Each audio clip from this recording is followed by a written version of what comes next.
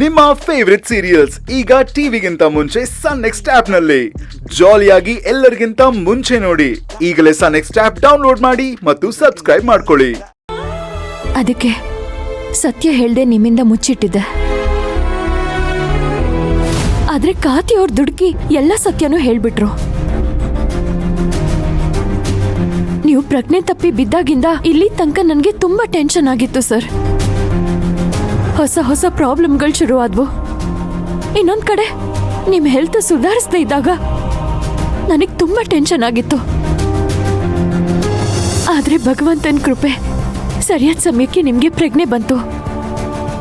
ಆಗೋದೆಲ್ಲ ಒಳ್ಳೇದಕ್ಕೆ ಅಂತ ಇದಕ್ಕೆ ಹೇಳ್ತಾರೆ ಅನ್ಸತ್ತೆ.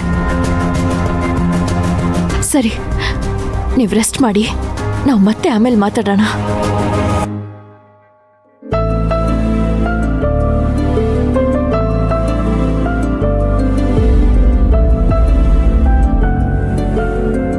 Doctor, thank you doctor, thank you so much.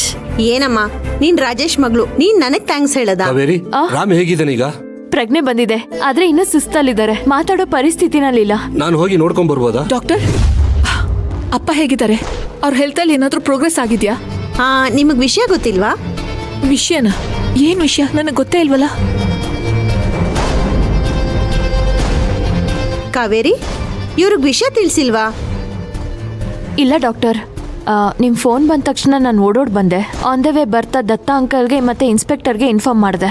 ಇವ್ರಿಗೆಲ್ಲ ಇಲ್ಲಿ ಬಂದು ಫೋನ್ ಮಾಡೋಣ ಅಂತ ಅನ್ಕೊಂಡೆ. ಅಷ್ಟ್ರಲ್ಲಿ ಇವರೇ ಇಲ್ಲಿಗೆ ಬಂದ್ಬಿಟ್ಟಿದ್ದಾರೆ. ಡಾಕ್ಟರ್, ಈ ಕಥೆನೆಲ್ಲ ಬಿಡಿ, ಮೊದಲು ನಮ್ಮಪ್ಪಂಗೆ ಏನಾಯ್ತು ಅಂತ ಹೇಳಿ. ನಿಮ್ ತಂದೆಗೆ ಪ್ರಜ್ಞೆ ಬಂದಿದೆ.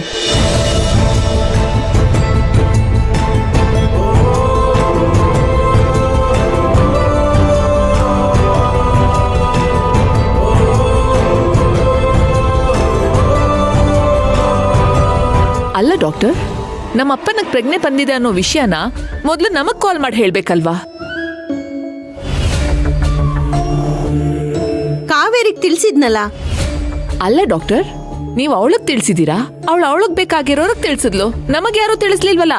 ನಮ್ಮಪ್ಪನ ಇಲ್ಲಿ ಬಂದು ಅಡ್ಮಿಟ್ ಮಾಡಿಸಿದ್ದು ನಾವು. ಹಾಗಿದ್ಮೇಲೆ ನೀವ್ ನಮಗ್ ತಿಳಿಸ್ಬೇಕಿತ್ತು ತಾನೆ? ರಾಮ್ ಈಗಿರೋ ಸ್ಥಿತಿಗೆ ನಿನ್ ಗಂಡನೇ ಕಾರಣ ಅಂತ ಗೊತ್ತಾದ್ಮೇಲೆ ಫೋನ್ ಮಾಡಿ ಹೇಗೆ ತಿಳ್ಸಕ್ಕಾಗತ್ತೆ?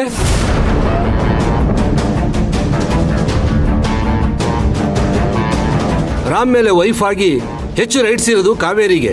ಅದಕ್ಕೆ ಅವಳಿಗೆ ಫೋನ್ ಮಾಡಿ ವಿಷಯ ತಿಳಿಸಿದ್ದಾರೆ.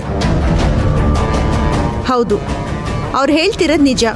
ನಾನು ಹೇಳ್ಬೇಕು ಅಂತಿರೋದ್ನ ಅವ್ರು ಹೇಳ್ತಾ ಇದ್ದಾರೆ.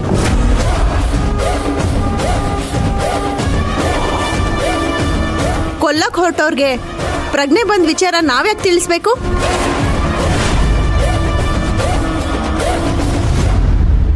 ಡಾಕ್ಟರ್, ಇವ್ರ ಮಾತೆಲ್ಲ ಕೇಳ್ಕೊಂಡು ನೀವೇನೇನೋ ಮಾತಾಡ್ಬೇಡಿ. ಇದು ನಿಮಗ್ ಬೇಡವಾಗಿರೋ ವಿಚಾರ. This is our family matter. ಹಾಗೆ ರಾಮ್ ವಿಷಯನು ನಿನಗ್ ಬೇಡವಾದ್ದು. ಯಾಕ್ ಅಂಕಲ್? ಯಾಕ್ ಬೇಡ? ಅವ್ರು ನಮ್ಮಪ್ಪ ಅಂಕಲ್, ಹೇಗ್ ಬಿಡಕ್ಕಾಗತ್ತೆ? ಅದೇನೇ ಆಗ್ಲಿ, ಪ್ರಶ್ನೆ ಮಾಡೋ ರೈಟ್ಸ್ ನನಗಿದೆ. ಆ ರೈಟ್ಸ್ ನಿನಗಿದ್ದಿದ್ರೆ ಪ್ರಬಲನ ಉಗಿದು ಜೈಲ್ಗೆ ಹಾಕಿಸ್ತಿದ್ದೆ, ಹೋಗಿ ಬಿಡಿಸ್ಕೊಂಡು ಬರ್ತಾ ಇರ್ಲಿಲ್ಲ.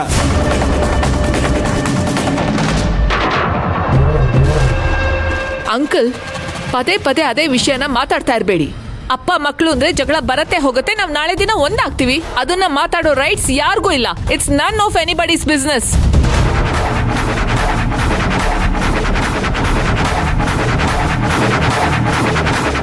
ಅಲ್ಲ ಕಾತಿ ಅವರೇ, ರೈಟ್ಸ್ ಬಗ್ಗೆ ಮಾತಾಡ್ತಾ ಇದ್ದೀರಾ? ನಿಮ್ ತಪ್ಪಿನ ಬಗ್ಗೆ ಹೇಳ್ತಿದ್ದಂಗೆ ಫ್ಯಾಮಿಲಿ ಅಂತ ಹೇಳ್ತಾ ಇದ್ದೀರಾ. ಗುಡ್. ನಾವು ಫ್ಯಾಮಿಲಿಯಲ್ಲಿ ಒಬ್ರಿಗೆ ತಿಳಿಸೋದು ನಮ್ ಡ್ಯೂಟಿ. ಫ್ಯಾಮಿಲಿ ಅವ್ರಿಗೆಲ್ಲ ತಿಳ್ಸಕ್ಕೆ ನಾನು ಕಾಲ್ ಸೆಂಟರ್ ಇಟ್ಕೊಂಡಿಲ್ಲ, ಹಾಸ್ಪಿಟಲ್ ನಡೆಸ್ತಾ ಇದ್ದೀವಿ. ಪಿನ್ ಟು ಪಿನ್ ಅಪ್ಡೇಟ್ ಮಾಡಬೇಕು ಅಂದ್ರೆ ನಿಮ್ಮ ಕಡೆಯವ್ರು ಯಾರನ್ನಾದ್ರೂ ಎಂಪ್ಲಾಯ್ ನೀಡಿ. ಸುಮ್ಮನೆ ಯಾಕೆ ನನ್ನ ಮೇಲೆ ಜಗಳಾಡ್ತಾ ಇದ್ದೀರಾ? ಅದ್ಗೆ ಅವ್ರು ನಮಗೆ ಇನ್ಫಾರ್ಮ್ ಮಾಡಿಲ್ಲ ಅಂತ ಯಾಕೆ ನೀವು ಜಗಳ ಮಾಡ್ತಾ ಇದ್ದೀರಾ? ಮಾವಂಗೆ ಪ್ರಜ್ಞೆ ಬಂದಿದೆ ಅಂತ ಹೇಳಿದಾರಲ್ವಾ, ನಾವಿವಾಗ ಒಳಗಡೆ ಹೋಗಿ ಮಾವನ್ ನೋಡೋದು ಇಂಪಾರ್ಟೆಂಟಾ ಅಥವಾ ಇವ್ರ ಹತ್ರ ಜಗಳ ಮಾಡೋದು ಇಂಪಾರ್ಟೆಂಟಾ?